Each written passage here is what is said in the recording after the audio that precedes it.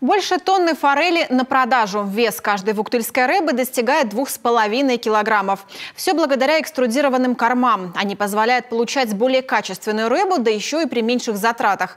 В планах у местного предпринимателя модернизировать производство. Что именно собирается предпринять находчивый фермер, расскажет Елена Кононова.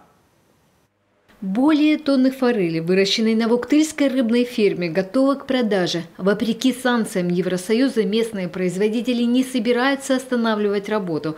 Более того, в планах расширяться. Еще полгода назад эти рыбки весили 600-900 граммов.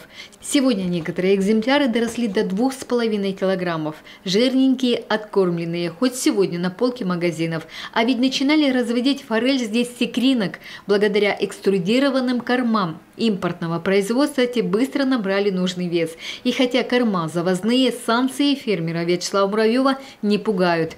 А у нас пока что все стабильно, водичка местная, электроэнергия местная, рыбку мы еще доращиваем, пока нового стада не закупали, соответственно, пока не столкнулись с повышением цен. Будем закупать, увидим, насколько все поднялось. Пока что все стабильно. Свой рыбохозяйственный комплекс в Вуктыле 2 года назад появился благодаря народному бюджету. Проект Вячеслава Муравьева стал одним из лучших и получил из республиканского бюджета 800 тысяч рублей. Муниципалитет добавил 115, предприниматель 200 тысяч. Для разведения рыбы здесь создали самые что ни на есть экологически чистые условия. Это биологическая очистка. У нас здесь еще дополнительно стоят озонаторы, которые озонируют воду, убирают вредные бактерии. Плюс ко всему убирают посторонние запахи из воды.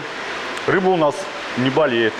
Сейчас фермер подумывает о модернизации производства, дабы устранить недочеты. Тем более, что время есть. Форель летом не нерестится, а значит, можно провести летние месяцы с пользой. Вячеслав Муравьев мечтает увеличить объемы производства, а еще заняться глубокой переработкой. Люди охотнее берут потрошенную рыбку, и тем более полуфабрикаты из нее. Сейчас главная задача – укомплектовать кадры.